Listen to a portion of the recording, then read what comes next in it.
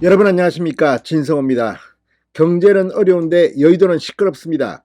이런 가운데 윤석열 대통령이 오늘 첫 번째 실험을 했습니다. 80분 동안 이 민생을 챙기는 경제특별회의를 했는데 처음으로 TV 생중계를 했습니다. 자, 장관, 수석 20여 명이 이 난상 토론에 참석했습니다. 그런데 오늘 윤석열 대통령과 이 장관, 수석들 쇼맨십도 없었습니다. 비교적 차분하게 진행됐습니다. 그렇지만 오늘 회의를 통해서 이 규제를 뻥뻥 뚫었습니다. 특히 요즘 이 부동산과 관련해서 규제를 대폭 완화했습니다. 또 이 여러 가지 산업 현장에서 희망적인 소식을 쏟아내기도 했습니다. 오늘 윤석열 대통령은 모든 부처에 산업이라는 이런 단어를 붙일 수 있도록 각별하게 민생 경제를 활성화시키는데 역점을 써달라고 말했습니다. 자, 오늘 윤 대통령 뭐 특유의 쇼맨십이나 이런 것을 보여준 것은 아닙니다만 상당히 장관들과 수석들을 긴장하게 만들었습니다. 특히 오늘 원희룡 국토부 장관의 이 규제 완화 정책 등은 지금 헤드라인으로 팍팍 뽑히고 있습니다. 80분 동안 있었던 일들에서 상당히 많은 탑 뉴스거리들이 쏟아졌습니다. 진성호의 직설 시작합니다. 자, 윤 대통령이 오늘 용산 대통령 청사 2층에서 11차 비상경제 민생회의를 주재했습니다. 자, 추경호 경제부총리 겸 기획재정부 장관 등 관계부처 장관들이 총 출동했습니다. 모두 5개 분야로 나눠서 진행했는데 이 토론이 시작되기 전 윤 대통령은 이렇게 말했습니다. 제가 우리 장관들을 골탕 먹일 질문을 던질 거라는데 경청할 테니 걱정하지 말고 편하게 해달라. 분위기를 풀었습니다. 토론 진행은 최상목 경제수석이 맡았습니다. 그런데 오늘 이 회의 중 나온 탑 뉴스는 이 원희룡 국토부 장관의 부동산 정책이었습니다.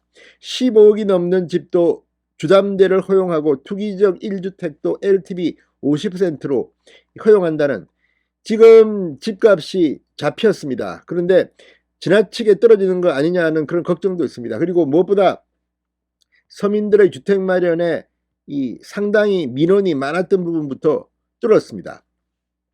자, 그리고 이 김주연 금융위원장 이 대출을 대폭 완화한다 이런 발표를 했습니다.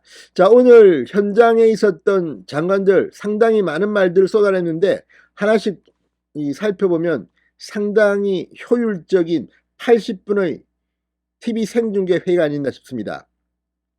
이창양 산업부 장관은 최근 우리 경제 여건은 투자와 수출에 모두 좋지 않습니다. 업종별로 살펴보면 좋은 업종도 그렇지 않은 업도 있기 때문에 맞춤형 전략 마련이 중요하다고 말하자 최상목 수석, 반도체 산업이 어려운데 과거에도 어려운 시기가 있지 않았나.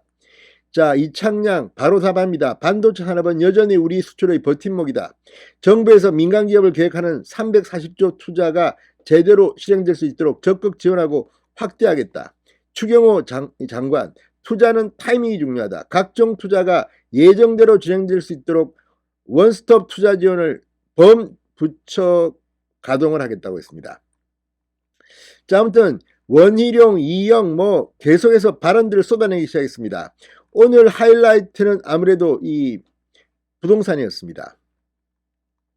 자, 원희룡 장관, 그리고 오늘 김주연 금융위원장, 이 부동산에 대한 정부의 정책을 바꿔서 대폭 대출 완화를 이야기했습니다. 김주연 금융위원장은 무주택자나 1주택자들에 대해서 투기적이라 하더라도 주택담보대출 비율 LTV를 50%까지 허용하고 15억이 넘는 아파트에 대해서도 주택담보대출을 허용한다고 했습니다.